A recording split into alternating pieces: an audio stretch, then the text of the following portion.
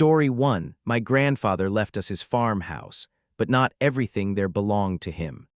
We moved into my grandfather's old farmhouse after he passed away. It sat at the edge of a dying village, a place where only 20 or so people still lived. The air was fresh, the land wide open, and we were desperate for a reset.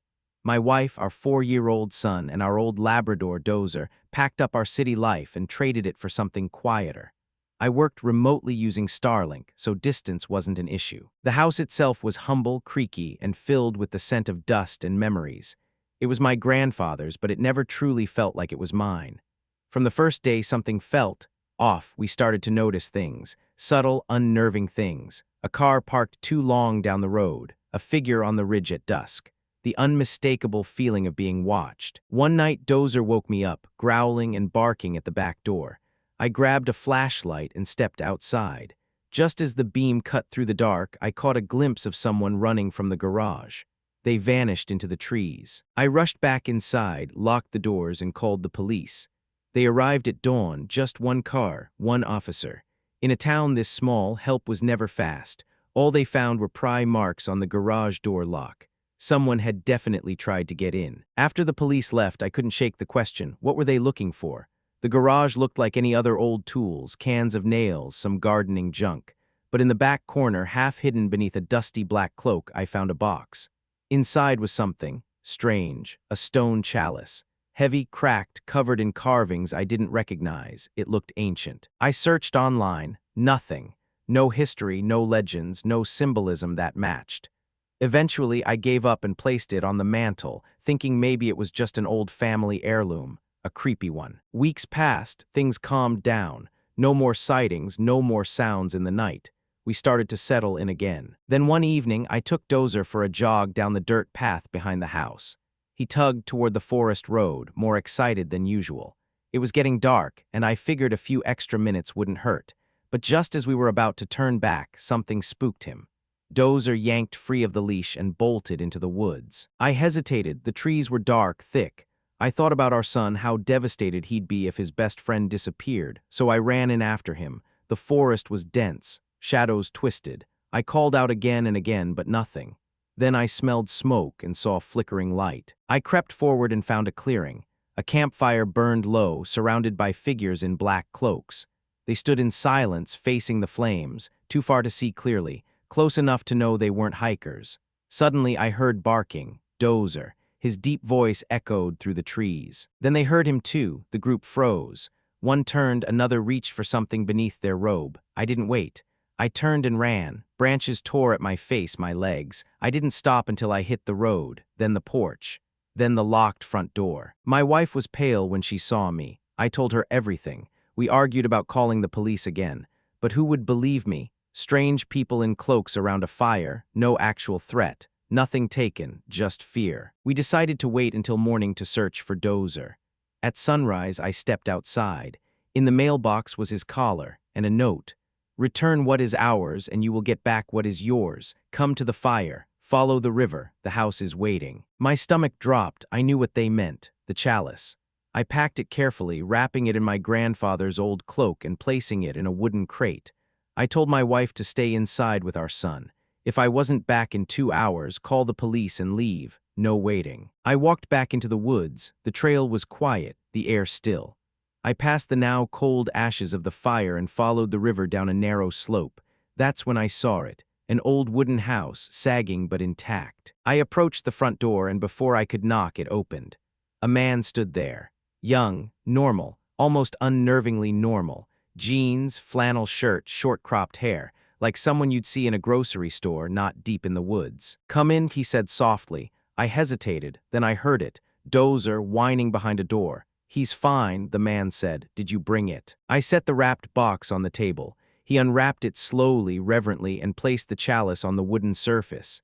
He didn't smile, didn't nod. Did you know my grandfather? I asked. He paused.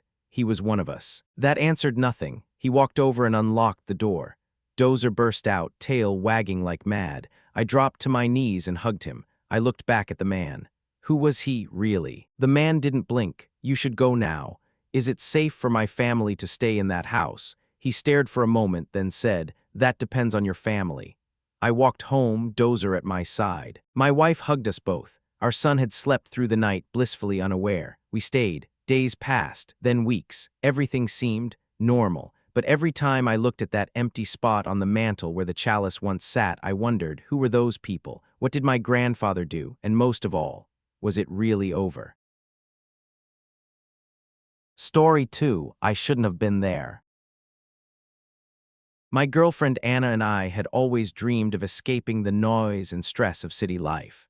We wanted a quiet place off the grid, maybe a small cabin in the woods where we could work remotely, grow a garden, and live simply. One day while browsing through online auctions, I stumbled upon a listing that felt too good to be true. A small 2-bedroom cabin deep in the mountains, completely surrounded by forest. No neighbors, no traffic, no noise. The price suspiciously low. The bank had repossessed it after the previous owner defaulted on their payments. They were eager to offload it. There was one catch: no property visits allowed before bidding. Still, the photos looked decent. It needed work, sure, but we figured at worst we'd do some renovations, so we placed a bid. And we won. The drive up was long and winding. Cell service dropped off about 10 miles from the cabin, and by the time we reached the last stretch of dirt road, even the GPS gave up. But the cabin itself, it was old but had a kind of charm. A wooden porch, moss-covered roof, tall trees swaying like silent sentinels overhead. Inside, it smelled of pine and dust. Someone had left a few belongings behind: a weathered jacket hanging by the door, a couple of empty bottles in the fireplace, and a cracked photo frame face down on a shelf. The place felt abandoned but not empty. It was like someone had just stepped out a few minutes before we arrived. That first morning, I woke to find something scratched into the driver's door of our car. "You shouldn't be here." We tried to laugh it off, figured maybe it was some local squatter angry that the place had been bought. I called the sheriff's office just in case. No one came. That evening, our satellite internet cut out. I checked the connection and found the cable neatly severed, like someone had used wire cutters. And later that night, I saw him. A tall figure in a dirty coat, standing just beyond the tree line. He didn't move, didn't speak, just stared at the cabin. I stepped off the porch to confront him, but he turned and disappeared into the woods. I barely slept that night. The next morning, while rolling back an old, moldy rug in the basement, we discovered a hatch hidden beneath it. A metal door, sealed with a heavy chain from the outside. That alone sent chills down my spine. We opened it. Inside the small, damp cellar was crate after crate of strong liquor, dozens of dusty bottles stacked high. That night, we both had horrible nightmares. Anna said she saw someone watching her through the window.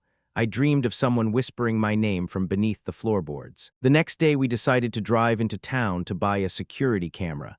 When we got back, the house had been ransacked. The crates were gone. Every single bottle of alcohol stolen. The place was a mess. I spent the rest of the day installing the cameras. Exhausted, I collapsed into bed. But sometime past midnight, a noise on the porch jolted me awake. I grabbed a flashlight, went to the door, and slowly opened it. There it was. A massive bear, standing on its hind legs, growling directly at me. I slammed the door shut and backed away, heart pounding.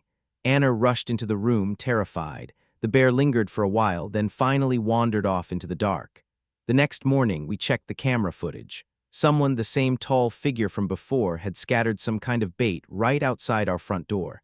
That's what drew the bear in. But what did he want? I found the closest neighbor, an old man living several miles down the road. He was a strange guy, but friendly enough. Said he hadn't noticed anything unusual. Bears, sure, they were common here.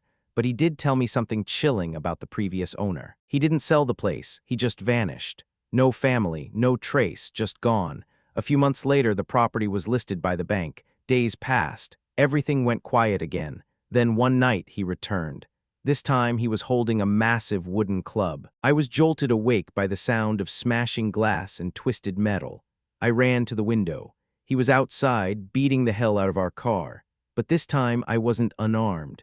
I had something in my pocket, something that gave me the confidence to step outside. I shone my flashlight on him. He stopped, his face was filthy, eyes wild with madness. Just looking at him sent a shiver down my spine. I gripped the thing in my pocket tighter. It made me feel safer. "Who are you? What do you want?" I asked. He didn't answer, just turned and slowly walked away, vanishing into the trees again. The sun was starting to rise. I told Anna to get in the car and drive toward town. Cell reception started around 10 miles out. Call the cops. I followed the man from a distance. He walked straight into the forest, deeper and deeper. I pushed through the thick brush, every twig snapping underfoot sounding like a gunshot in the silence. Eventually, I lost sight of him, but then I found something else. An old mine entrance. I didn't dare go inside. Instead, I turned back. When I reached the cabin, Anna was back with the sheriff and his deputy. I showed them the camera footage. They didn't waste time. They asked me to guide them to where I last saw the man. We hiked through the underbrush until we stood at the mine. The sheriff looked grim. "That's an abandoned salt mine," he said. "Been closed for over 100 years. He told me to wait outside. Then he and the deputy entered, but curiosity got the better of me. I pulled out my flashlight and followed them inside. The sheriff noticed but didn't stop me. Inside, the mine was full of junk, rusted tools, broken crates, animal bones, but the walls, they were covered in chalk drawings. Insane, frantic scribbles, symbols I didn't recognize, faces that made my skin crawl, and then we found him, standing there in the dark, silent, eyes wide. It was him. He didn't speak, just lunged at the sheriff, who, along with the deputy, barely managed to subdue and restrain him. As we walked him out into the light, the deputy squinted at his face. "I've seen him before," he whispered.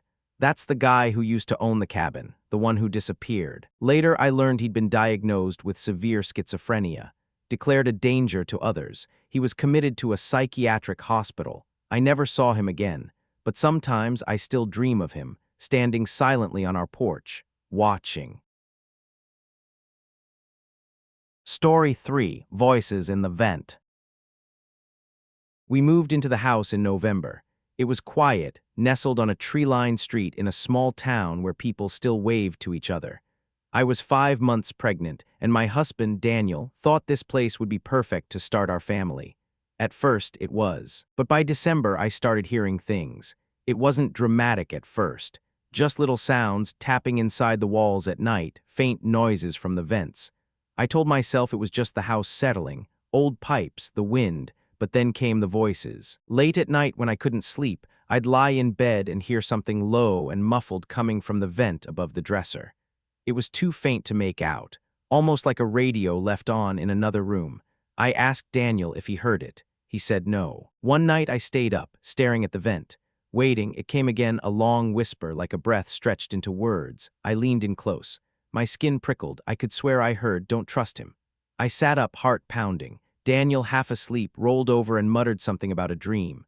The next morning I laughed it off. Hormones, anxiety, a weird dream probably. But it happened again and again, so I bought a baby monitor with an audio recorder.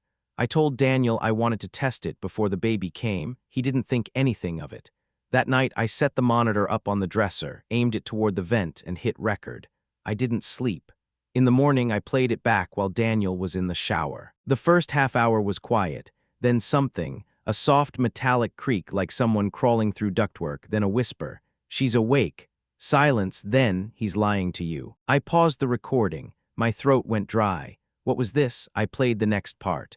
"Look in the attic." I froze. I didn't tell Daniel. I don't know why. Maybe it was fear. Maybe something deeper, a primal sense that something was very, very wrong. That evening while he was at the store, I grabbed a flashlight and pulled down the attic ladder in the hallway.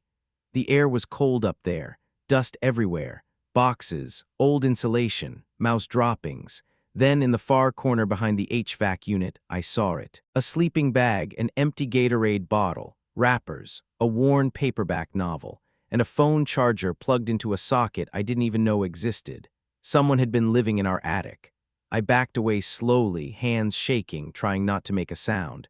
I stepped off the ladder just as I heard the front door open. "Hey babe," Daniel called. "What are you doing?" I slammed the attic hatch shut. Nothing, just thought I heard something. That night I didn't sleep. The next day, while Daniel was at work, I called the police. They found signs of forced entry on a crawlspace vent in the basement. The theory was that someone, maybe a drifter, had been sneaking in and out through that space, living quietly in the attic for weeks. They dusted for prints, but nothing useful. They never caught him. We moved out within a month. I couldn't stay there. But sometimes, even now, I'll wake in the middle of the night in our new house and catch myself staring at the vent, listening.